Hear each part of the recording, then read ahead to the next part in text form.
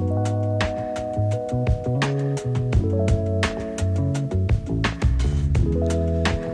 this week we'd like to welcome you to Church Really Unscripted, as we are doing this right after the service, so we really had no time to prepare. Myself, I had a little bit more time because I got to sit through 2 services and go through things where the 2 of you guys were a little bit busy today for that. So we are doing Church Really Unscripted.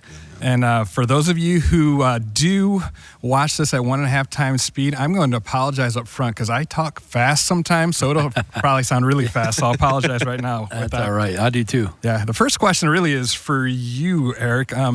What is the, what's that little thing that you play chess on? Do you know what that's called? Oh my goodness. Listen, sometimes when you're preaching, all right, your brain goes blank, okay? Yeah, okay. And you forget simple words like a chessboard, okay? So thing. I'm like, what is this thing? The word I had in my mind was chess plate. And I was like, that doesn't make sense. But I had to keep going, so I just used it. So the joy that I had was I was up in the broadcast booth, and your son was up there running things, which was really cool, seeing him serving. Yeah. But to hear him be like, "Dad, we play chess all the time. It's a chessboard." Chessboard. So it was pretty good. Yeah, that's right. That was called a brain dump or whatever you want to call it. Absolutely. Well, the first thing that I wrote a bunch of notes down. The one thing that I want to start off with maybe is just the thought of when we need God's blessing, just as Nehemiah needed that today, how often do we run to things other than God? Kind of things. We try to fill ourselves in there. I just didn't know if you guys had any thoughts there. Absolutely. I do have some thoughts. I know you do as well, but I think this is something that we perhaps referred to a while ago on this podcast, and that is our tendency to run to things that medicate the pain, numb the pain, and can take our minds off of it. And so we kind of couch it in terms of like me time, or that's my hobby, or something like that. But sometimes they're destructive hobbies, sometimes they're not. But I think it's anything that can numb the pain from the stress and the pressure, and all they do is end up being a temporary Band-Aid that doesn't actually deal with the pain itself. But I was thinking when you said that, I think sometimes we go to other things for the blessing because God doesn't always bless us in our own timing. Like, oh God, I really need blessing over this or that. But sometimes it takes a few years for that blessing to finally come, or whatever that looks like. And so it's easier to get the instant gratification of I jump on Amazon and I buy something right now because I know it'll be here. They do it overnight now. Yeah. So I know I can have it in the morning, and it's easier to feel blessed when you get that immediate gratification. Right. And I think that probably plays into why we can tend to often go to other things. Absolutely. Yeah, so I think we learned, I don't know where I learned this, but maybe it's an article, maybe it's a conference, that there's something going on in your brain that mimics what cocaine or crack does to your brain. And so you can become addicted to cocaine or drugs. You can also become addicted to pleasure or entertainment. And if you give yourself too much to those kind of things as a way of numbing the pain of the pressure, then you can actually, in the long term, do more harm to yourself, because now you've established a pattern of escape in a way that's not healthy and wholesome for yourself. And I don't think God blesses that. I think He warns you about that. Yeah. And He continually tries to pull you back from those kind of things. But it could be something. I mean, for me, maybe it's woodworking. Maybe it's craftsmanship, and maybe I won't feel like I'm satisfied unless I spend some time doing that. Or maybe for some people it's vacations. Those are not inherently bad, but it's one way that we can numb the pain to escape the reality of the pressure that we're under right now. Yeah. That's interesting. Somebody the other day had approached me just because I try to live my life in a way that I use this phrase of live life adventurously, where just life's too short to not take chances, have fun, those type of things. And it got me thinking about that. I'm like, am I filling myself with these adventurous things because I'm not truly finding my comfort and my love and my passion being fulfilled totally with what God and with Him with that. So that's an interesting thought there. Yeah. Going along with those lines, really, to quote you, if you want to finish the purpose you gave me, I need you to bless me because I'm about to sink. That was kind of your paraphrasing of Nehemiah with that.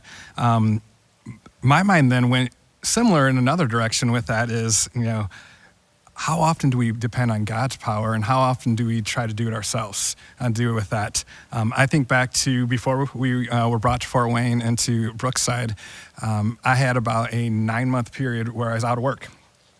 And one of the things that really taught me there is in the United States, in our culture, we truly don't know what it means to depend on God for our daily bread. Mm-hmm. That was the closest I've ever had to having to depend on God for my daily bread, but I never had to worry about even my kids, that they were going to still be fed, all those type of things with that. So what about the whole dependent on our own power and doing those things where we still are taking control and we're still doing things our way? Any thoughts there? Yeah, I don't know if we have the spiritual maturity to decide to fully depend on God and not any of ourselves. Mm-hmm. I don't think any of us have that maturity. I think the only way that you fully depend on God to sustain you is when you have nothing left of yourself to lean on. Yeah. And I think actually in chapter 6, that's what Nehemiah came to. I mean, you can see indications in the story so far that he was able to lean on his authority given to him by the Persian king. He was able to lean on his own wealth in helping other people find loan money for food and so forth. That's in chapter 5. Yeah. We saw his ability to use his political position to influence people around him. And I don't think God was upset about that. I think God gives us certain strengths and abilities that he expects us to use in pursuit of the purpose that we have been given. But I do think that there comes to a time where you realize my limitations are far less than I thought they were. And you begin to experience, probably because of a circumstance you did not expect or did not invite, to realize that God himself is your sustainer. I don't think Nehemiah realized just how much he needed to depend on God until chapter 6, when the opportunity to have relief from his enemies presented itself. Because that's when it was a ruse, of course, but they were trying to present themselves as friends, as new allies. And he might have had the thought, you know what, I can finally have a break from my opposition if I just become friends with them. But that would have been dealing with the pain of the pressure on his own understanding. And, Proverbs tells us not to do that. Yeah. Absolutely. Another thing that really, as you were talking about Nehemiah and just him just saying, hey, look, I'm doing your purpose. I need your help or I'm going to drown here. The thought of Jacob and where he wrestled with God really popped in my mind, and where in Genesis 32, he basically says, 32:26. He said, let me go, for the dawn is breaking. But he said, I will not let you go unless you bless me. And the thought really popped into my head of, you and I had a conversation earlier this week, just how often do we really pursue God, and how often do we get distracted and just give up? So there may be something in our lives, and you and I have had these conversations of, do I continue to pursue and go after God? And no, I'm not giving up till you bless me, kind of thing with that. And I know the things I struggle with, as we talked about, I can corporately pray. Super fantastic, I can do that. But then I thought to myself, what's my personal prayer life like? Am I truly communing with God? Am I truly crying out to him? The whole concept of fasting and praying. Are we truly going after God in those things and saying, no, God, I'm not going to give up until you bless me. I'm not going to give up until I see your purpose in this. And that's another tweak, I think, sometimes, that do we give up until we see his purpose or until we see our purpose too? So I don't know if you guys have thoughts there. I always struggle with that, because I'm like, you mentioned the transactional transactional formula versus a relationship with God. That always is like a struggle in my mind, because it's like, okay, am I doing these things because I want God to bless me? And then that's a transaction. But how do I not make it transactional? Do you know what I mean?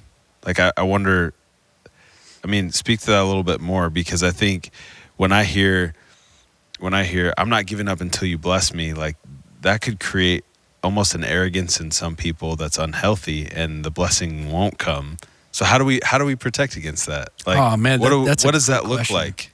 And I think I can understand how that would appear to be or seem to be a transactional kind of formula, but I see it that is extremely relational because I liken it to your marriage. Your wife did not say yes to marry you after the first time you said, hey, I want to marry you. No, she needed to see that you would pursue her.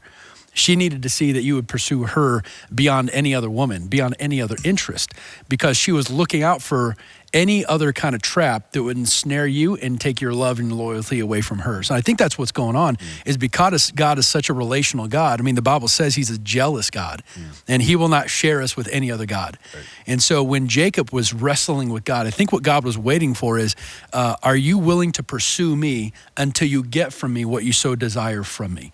I don't think that's manipulating God. I think that's God's relational nature saying, I know what you need, but I want to see how badly you want me first. And I think that's Jesus too. I mean, before Jesus died on the cross, he was in the Garden of Gethsemane. He was crying his eyes out, literally crying tears, right?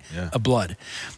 And my thought, why didn't Jesus get what he wanted after the first minute of prayer? Why did it take the Son of God the entire night to get from his heavenly Father what he was asking for? Yeah. Why did he have to cry tears of blood to get it?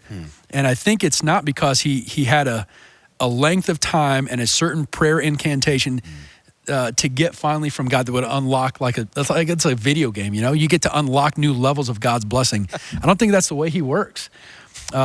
I think it's relational. And so you have learned to live with your wife over the years you've been married, and you've figured out what is it that makes her happy? What is it that makes her sad? What are her triggers? And because of that, you now know how to do this relational dance where you make a move in a way that you know is going to cause her to move in return. And I think that's the way that it works with God. I'm wondering though, if here's my question. Again, I'm going to take the host for a second. All right. Do you think Satan wants to bless us?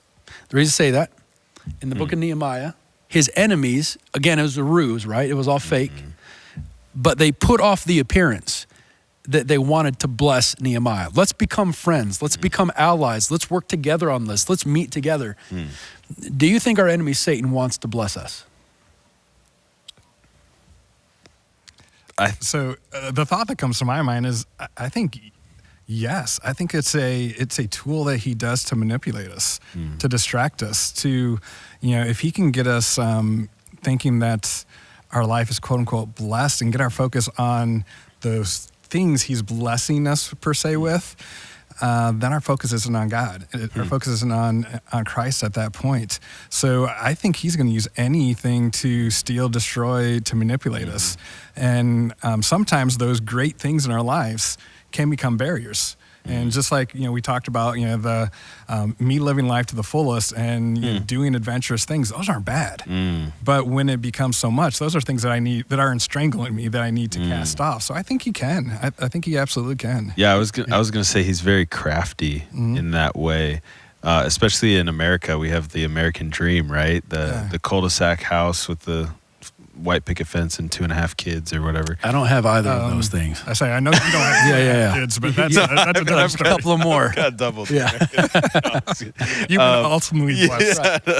No, right. But I think as you were talking, the story of the rich man wanting to follow Jesus came to mind, and Jesus says, "Sell all you have and give it to the poor and follow me."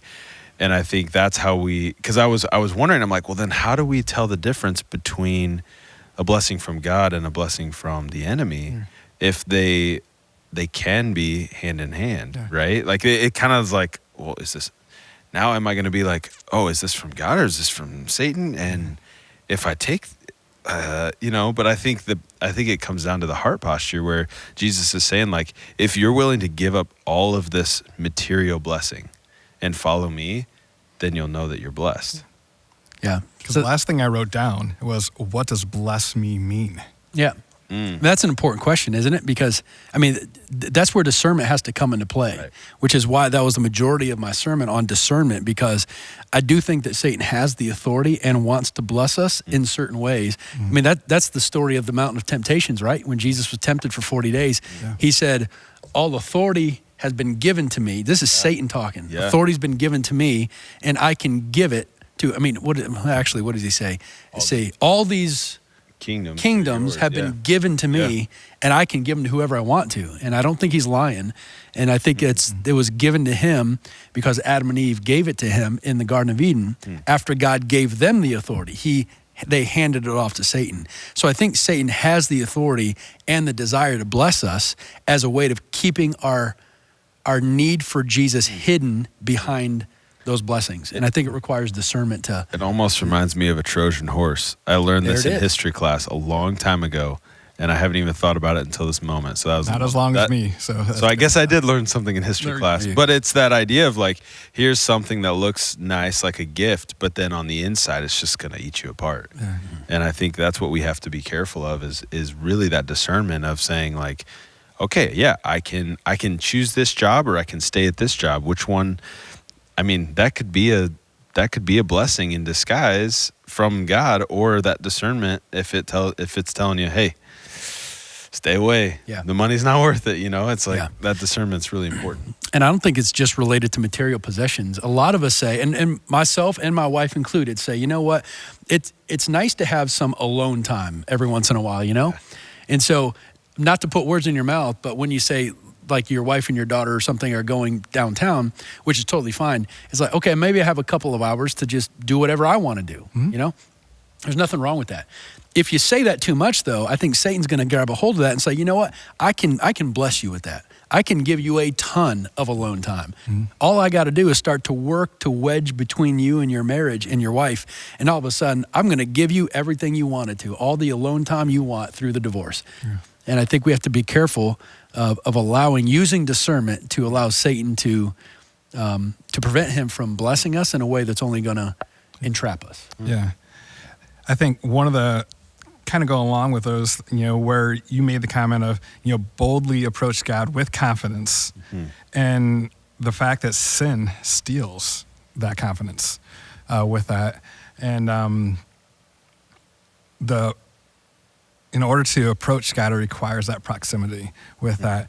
And I always equate sometimes things, and I try to equate my prayer life sometimes with this. Before COVID, when I worked outside the home, now I'm working at home all the time, but before COVID, I would send my wife texts throughout the day or whatever, and that kept us connected while I was at work. I couldn't sit down and have a half-hour conversation with her. Now, if I continue just to text her throughout the evening and throughout the day, how often would that bring us in proximity in a real relationship?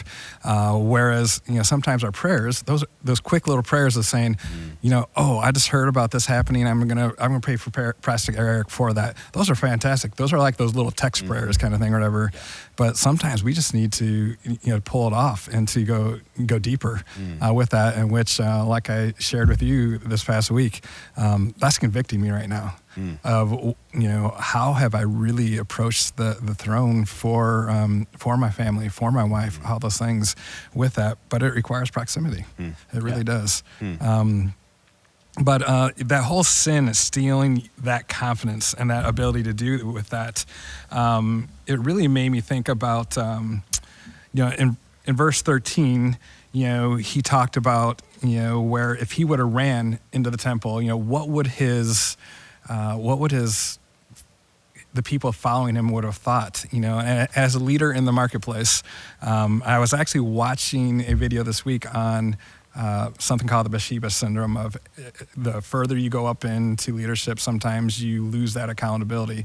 And just the thought of those of us in leaders, or those of us as a dad or as a husband or as a boss, that one little act of losing your integrity, it destroys your entire integrity for that. So the thought of Nehemiah, if he would have ran into that, what that does to the leadership, and the conviction that I had as a leader of how do I stay pure as best as I can. And then I even started pulling that into the church one of our biggest barriers that we have as a church of reaching people for Christ are us, and people talk about, well, I'd go to church if it wasn't for all the hypocrites, kind of thing with that. And I think sometimes our defense there is, oh, well, we're just a church full of sinners that were forgiven. And it almost gives it that license. And, I had written that down, and then part of your take home went right along that, where you said, eliminate, I'm just human. So I don't know if you want to expand on that a little bit, how sometimes us as the church are using that excuse of, oh, I'm forgiven, so I'm good to go. Yeah, well, the good news of the gospel is that we are forgiven. However, what Scripture does say is that it does not give you a license to continue sin. I mean, that's called cheap grace. Yeah. Paul talks about that all over the New Testament. But if you really want to listen carefully to the New Testament, you will hear Jesus in John 14 through 17 say, I will give you the Spirit. He will not just be with you, he will be in you. And if you abide in me, I will abide in you. You hear Jesus say, the Christmas story is the first time that we really see this theme show up, and that is that I will be with you, the name Emmanuel, right? And so it's not this idea of a distant God, but one who is in close proximity to you, but not just in nearness, he's in you. And so because of that, he changes who you are. Yeah. It's not just fictitious language in the New Testament to say that you are a new creation. The old is gone, the new has come. You're made in the likeness of Jesus. You are a new creation. You've been born again. Yeah. For you have died to sin, and your life is now hidden in Christ, for you've been made alive in him. And I think that's scripture that attests very powerfully to the fact that even though you are human, you're not human. You have the character and the nature and the heart and the mind of God increasingly being built into you. And so the older you get, the longer you walk with Jesus, the more power over sin you should have. The more power over the traps that trip up your purpose you should have.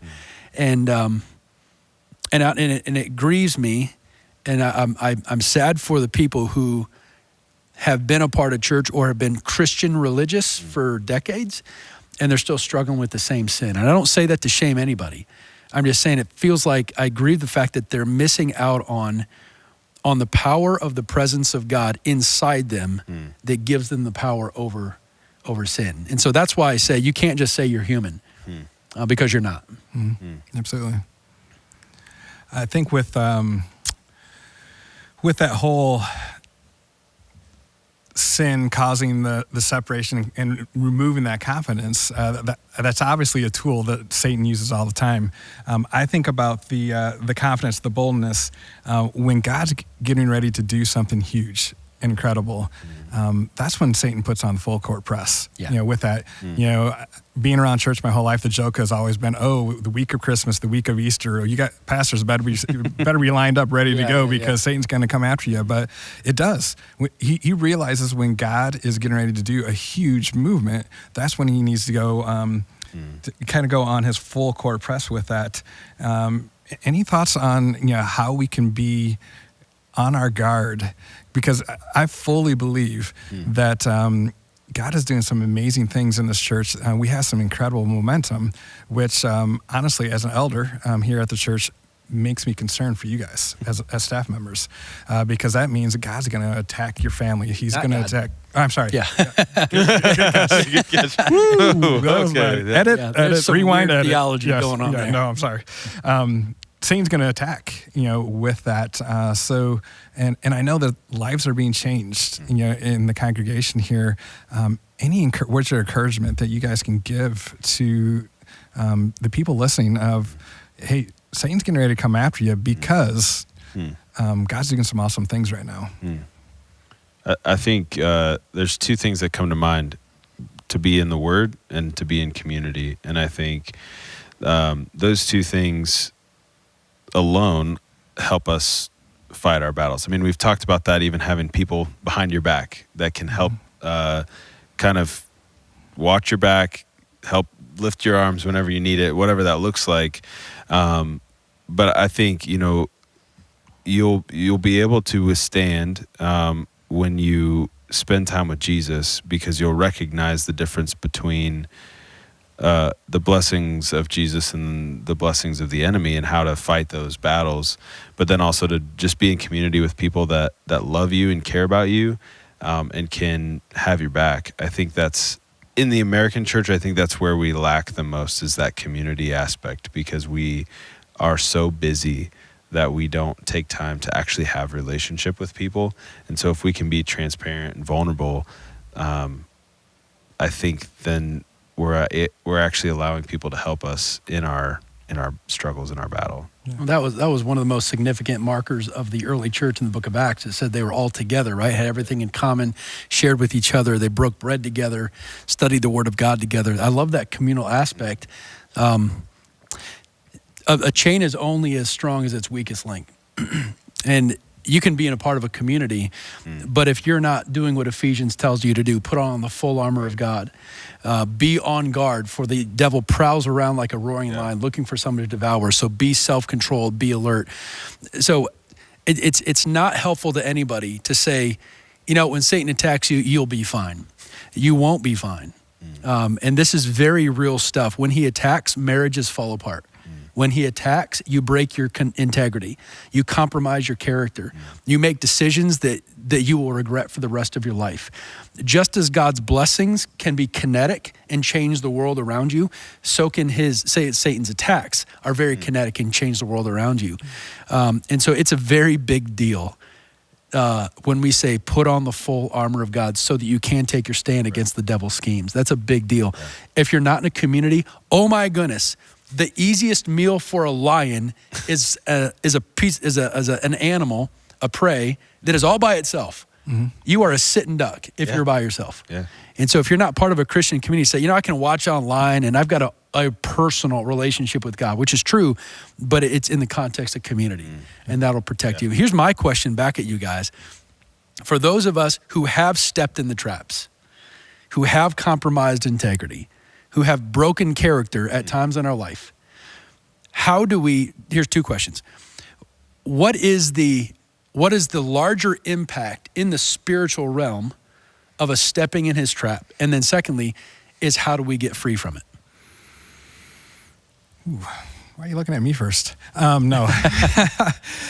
Oh, goodness.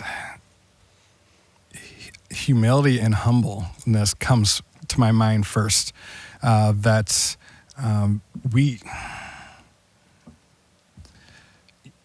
going to flip back into the business world a little bit sometimes. A lot of the people that have fallen so far from up here down to, the depths are those people that have tried to cover up, have tried to think that they could, let's use King David per se.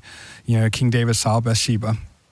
He said, go get her. Slept with her, had a child. Well, then he started trying to cover up and cover up and cover up and cover up and cover up. If he would have came clean right away, would there have been ramifications? Absolutely. But probably not as big ramifications sometimes. So I think sometimes us as leaders or us as dads, husbands, whatever it may be, whatever place of leadership that God has put you in, having that humbleness to say, I was wrong. To be able to do that, to strip that pride away a little bit. I know that this wasn't an ethical failure, when I lost my job previously, but it was a portion that I had lost my focus of how I truly lead and what my purpose was. I really didn't have a clear purpose of what it was. And I had to be stripped of all the arrogance, of all the pride, of all of those things, and to humbly say, look, I may have worked hard. I may have done all those things, but it's not me. Kind of thing, and to fully admit of where the wrongdoings were, that I was arrogant. My focus was the promotion, getting results, and then the people were down here, kind of thing, with that, and to then to have that humble moment of, okay, the severance has kind of dried up, and now this highly educated person needs to go file for unemployment. And to have that humbleness that hits you with that, that's when you start to reconcile and you really start to pull things in. And for me, it was a point where I was able to reshape my purpose with that, to where I was able to redefine and actually articulate my purpose is to be a positive influence on all those people I encounter. Now, I can say that whether I'm at work, I can say that whether I'm at home or whether I'm at church. Ultimately, it's to see people get to become fully devoted Christians with that. And I think that even lines up with, what you had said, that when you go through challenges, it gives you a stronger purpose. And it gives you that resolve for that. And so God can use you in the moments when you fail to basically say, okay, I've broken you down. Now it's time to build you back up a little bit with that. But I think it just takes humbleness, really. Mm-hmm. And I think the cross is what affords that to us. Absolutely. Because as much as Satan wants to entangle us and trap us, when we have that humility you're talking about and then come before the throne of God and ask for forgiveness, the Bible promises he's going to forgive us. Yeah. And in that moment, the power of Satan has been defeated, and then whatever stronghold he's been building is beginning to get torn down. The question is, are we going to allow him to keep building it, or are we going to allow God to completely destroy that stronghold in our life? And then we find freedom, we find victory. Yeah. But I think humility is critical, especially if you're going to ask for forgiveness. Mm-hmm. You don't need forgiveness if you don't have any humility. Yeah. Because you just don't see it. I was going to say it takes humility to receive grace, because I think that's part of the reason why a lot of us struggle with shame and guilt, is that we're like, well, I gotta do something to earn this grace. Well, no, it's free. It's paid for. It's already been purchased. You just have to be willing enough to say, like, I need grace, and to be set free from that in your mind, even. So, So I've got a question, Elder. Okay. So one of the things I mentioned is that the illustration was, when you're sinking, what you most need from somebody, especially who's somebody in close proximity to you, is not some verbal blessing that might sound just like a spiritual nicety, right? What you need is actually a hand to pull you out of the water. And that's true spiritually speaking when we ask God to come in and bless us. But what if God chooses to use other people, talking about community, right, to be the hands that he uses to reach in and pull you out of the water? So as a church, how do we know that we're not just throwing out spiritual niceties to people in need? How do we know that we're actually giving them a hand to pull them out of the water? And if we're not doing that, maybe we need to change tactics in some way. I don't know if I'm going to answer your question here or if I'm just going to beat around the bush, but when you started talking about that word picture, I immediately went to the story of the Good Samaritan, of how often as us as church leaders or whatever it may be, how I'm going to pass on the other side of the street. It takes action. It really does. So to answer your question of because that's where I struggle with people when somebody's like, "Hey, pray for me," and I'm like, "Okay, yeah, I'll pray for you." Yep. Am I really going to do that? Kind of thing. I try to make a habit sometimes of just stopping right there and saying, "Hey, let's just pray right now," which, depending on where you're at, maybe feel kind of weird or whatever. My best friend from college is phenomenal at that, where we'll be on the phone and I'll say, "Hey, how can I pray for you coming up this week or whatever?" And he'll tell me, he's like, "Okay, I'm going to pray for you right now," kind of thing, over the phone, because he lives in Boston, and I think that makes an impact, from a prayer standpoint, that if they can hear you audibly do that. I had a situation just within the past week and a half. One of my former employees had a very serious surgery, and she reached out to me and said, "Hey, can you pray for me," or whatever. And I tried to reach out to her and say, "Hey, what specifically can I pray for you about, as well as, is there anything I can do beyond that," kind of thing. So I think that you hit the nail on the head when you're talking about when people are like, just pray for me, and I'm like, okay, can I go beyond that? Can we be Jesus with skin and actually do something for you? Is prayer a powerful thing? It absolutely is. But if I'm just kind of doing it behind the scenes and you don't see or hear or feel anything beyond that, it's words without action in a lot of cases with that. Yeah. I completely agree. Can I kind of give a grievance a little bit? Yeah, I feel like that the majority of the time when somebody is struggling, there's a lot of people with the greatest intentions, and they would follow through on this stuff, is ask, is there anything I can do for you? Including like, hey, can I make a meal for you? Or can I set up a meal train for you? Or can I take your kids to whatever, you know?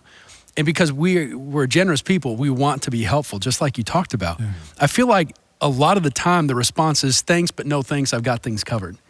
So it's almost like because we don't want to inconvenience other people, and because we want to be able to stand on our own 2 feet, we say, no thanks, I don't need your hand to help. And so we kind of stay in the water, figuratively speaking, thinking I can just continue to tread water and I just don't want to inconvenience you, so thanks, but no thanks. It goes back to the arrogance.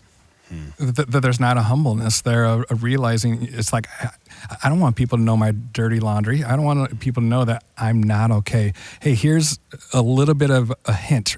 I'm not okay. I'm a screw up, you know, basically kind of thing that I'm trying to figure it out kind of with those things with that.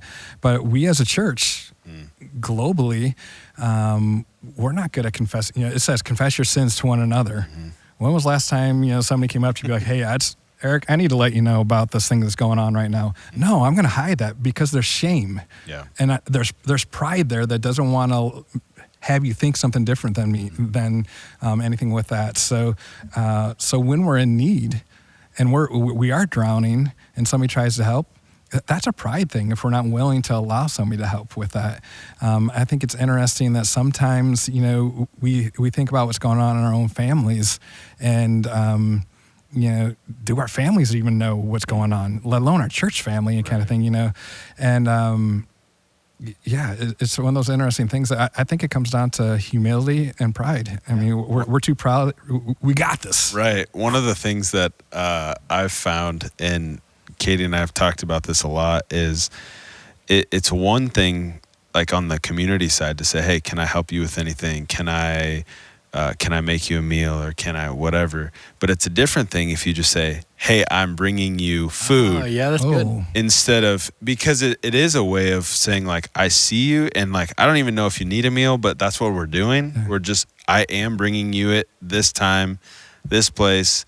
And it helps us as a community to even break down some of that arrogance, because like I know I don't like to ask for help. Scott. So you're saying if I would shoot a text out right now to the worship team and say, hey, David could use some help today setting up for a worship camp this week? Yeah, exactly. Well, they're probably not going to get this until later on this week. But if I text them now, it works. Right. But so it's easier if somebody shows up and says, I am helping you do this. That's true.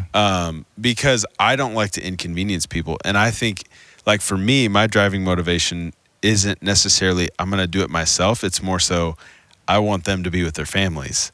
And so for me, if somebody says, hey, I'm coming, like Dustin's going to help me this afternoon. He said, I'm going to stick around and help. And I'm like, well, you can go home if you want. Like, I don't want to inconvenience you. Yeah, right. But he's like, no, I'm going to help. And so I think as a community, we can actually support one another better and break down maybe some of that arrogance or that, you know, that a little bit of pride to just say like, hey, no, we are, like, I am going to do X, Y, and Z. And you can let me know when it works, but I am doing it. I think people in general, especially if you're part of a church, and definitely Brookside, right? I think people generally want to help. They look forward to the opportunities because they see how they are helping other people. Yeah. And when we say no thanks, it's almost like a punch in the gut, like no, I don't need you. Yeah. And that's anti-communal, right? So I'm trying to, in my own life, trying to implement this policy of if somebody offers the help, especially when we have a time of need, right?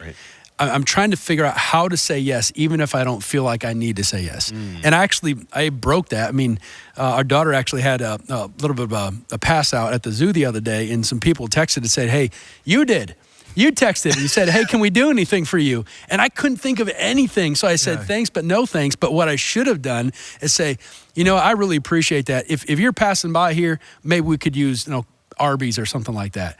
And so sometimes I think if all you want to do is serve other people, but yet you're not willing to be served, that's just as much of an arrogance, because it's just as much an arrogance, because now you just want to be the hero. over there. Yeah, Sorry, that wasn't on purpose. Oh, jeez. No. So You're good. You're I good. take back what I Preach said. it. No, don't do it. No. Say it again. No, I think you're absolutely right. And I think another struggle sometimes we have is, I love the proactivity, but sometimes like, well, what does that look like? Well, what does the person actually need? Mm-hmm. Kind of thing. Am I just going to, show up with another casserole that their freezer is going to be full with? Yeah, or is right. there something else? Sometimes we need to be creative. Well, right. How can we come up with something else? Right. Yeah. Not everybody's need is the same. Yeah. And I feel like, especially in the church, meals are the default, which is great, super helpful. Yeah. But like, there's been people that have blessed us in ways that I'm like, wow, I would have never imagined. Like, if you asked me if I needed help, I would have told you no.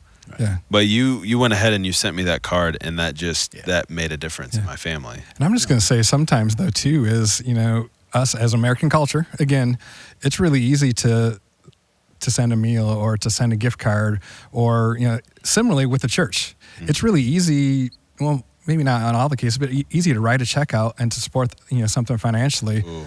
But what's it like to actually, hey, I'm going to go work in the kids ministry. Oh my goodness. Wow. What's that going to look like? So similarly, could I say, hey, David, what you need? I'm just going to send you a gift card to whatever. Or am I Christine and I going to pick things up and go take care of their 5 kids so they can go out on a date? Being creative like that sometimes where, If he hurt his ankle, go mow the yard. is it generosity if it doesn't hurt? Yeah. That's really. True. I mean, Yeah, true. that's the case. Sometimes. Are we given till it hurts? Sometimes. That's good. Good point. So I mean, these are good conversations. I feel like we've had a thread through all of it. Yes. I feel like the thread is, when you're under pressure, what you need is God's blessing to be kinetic, to change the reality around you. What we kind of landed on, it feels like often God can do that himself, supernaturally and miraculously, right? Other times he likes to use his church, your community, to be his hands and feet to bring that blessing about. It's all relational. And all relational. So I really like the conversation. Anything else we need to talk about before we wrap this one up? There was one thing that you said. Oh no, this is No, this is the opposite of what we talked about. Okay. So it may be like another 40-minute conversation. I don't know. No, but you talked about, and I was watching backstage for the second service, and this was I was wrestling with this thought. So you said Nehemiah prays to frustrate the plans of his enemies. And I was wrestling with the whole idea of like balancing that with the charge to love our enemies in the New Testament. And how do we well, there's a few different things that I noticed. One is that he prayed to frustrate the plans of his enemy. I feel like in our American church, if we have enemies, we like to post about them and make it an argument right away, but he's praying for them, which is just a side. But how do we balance that charge of loving our enemies, but also like there is some merit to praying against things that are against the will of God? I think there's a key word in there though. It's pray against their plans. So we need to pray against their schemes, their plans, things that they may be doing, but we're supposed to love them in the midst of that. And so, somebody may be trying to harm you, and you obviously want to pray against those things. But in the long run, we want to, pray for and love our enemies as best as we can, throughout those. So I think the key word is the plans. We want to thwart their plans. One of the purposes that God has given me and you is to be a loving, Christ-centered husband to our wives, a loving, Christ-centered father to our kids. If I discover that there's some other guy who's trying to move in on my wife, then the charge is not to go attack him. The charge is to pray that God will frustrate his plans to steal my wife's affections from me and go to him, right? Now, I trust my wife that she wouldn't do that. However, I don't want her to deal with the pressure of that opposition, right? So my prayer is that God will frustrate his plans. And if there's any kind of like curriculum perhaps at the school, maybe it's a public school, that my kids are listening to or being taught that is counter to our faith, I'm not going to pray that God shuts the school down. I'm not going to pray that all those teachers get fired. I'm going to be praying that either my kids have the spiritual fortitude and the discernment to recognize the whatever that is being taught, Yeah. or that maybe there's some legislation or something that needs to happen that will correct it in some way. So it's not just, you're not going after the person. Right. But what you see is Jesus frustrating the plans of his enemies all the time in the Gospels while not attacking the person themselves. Yeah. I mean, the Pharisees and the scribes, they're on the top of that list, Yeah. right? So, No, that's good. I felt like that was something you said that I was like, man, I wonder if a lot of people were kind of wrestling with that. So I just wanted to make sure we kind of hit on that a little bit before we wrapped up the conversation. wrap it up, yeah. And I think there's one more thing that caught me too, because part of the whole, I don't want people to fall in the trap of, whether it's a prosperity gospel or whatever it may be, of, okay, if I do God's will, then he's going to answer all my prayers or whatever. And I think you hit it really well the way you worded it. You said, when I am in his purpose, he is more prone to answer my request. So it's not a I do, I get. It's a I do, he's going to be more prone because I'm in a relationship. So similarly, if my daughter says, hey, Dad, can I have this? Because we're in a relationship, I'm going to be more prone to say, yeah, I want to get that for you. Does that mean I'm going to? No, kind of thing. So that's the one thing that I wanted to make sure we kind of covered there. It's not a prosperity gospel either. No. But it is, he's a loving father. Yeah. And he will be more prone. Not only that, but it's when it's his purpose. Yeah. Also. Yeah. So when we're asking in his purpose, Yeah. that he's more prone to go ahead. Well, if it's in his purpose, it's more than more prone.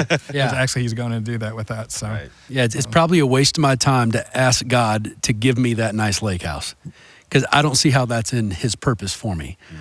But if I started asking him, hey, give me some insight into the text so that I can preach the word of God with authority and with accuracy, I think he's more prone to answer that and honor that, because I'm asking based upon the purpose that he's given me. Right. And so I appreciate that question, because I can see how that would very easily step into a prosperity theology ethic. absolutely. Yeah. Cool. Yeah. Any other thoughts? No, I think we're good. It's been good. Thank you. Hey, Wait, great to have you as a guest. Yeah, I love you both. I love the relationships that we've been building. And again, going back to that theme, that central theme, that relationship thing. Yeah. I truly believe that the Brookside is on a upward trajectory where God's doing amazing things, which myself, as well as everybody out there, I would just challenge you guys, pray for these guys. Pray for the entire staff as we continue to transition, as we continue to go towards what God's wanting us to do for that, and not just say, hey, I'll pray for you, but actually do it with that. Good application. Absolutely. So thank you guys for joining us today. We appreciate your time and just really putting up with me. That's a big deal that you had to do. I'll remind you to subscribe to the channel and come back next week, and we'll come back and see what's going to happen. So thanks and have a great day.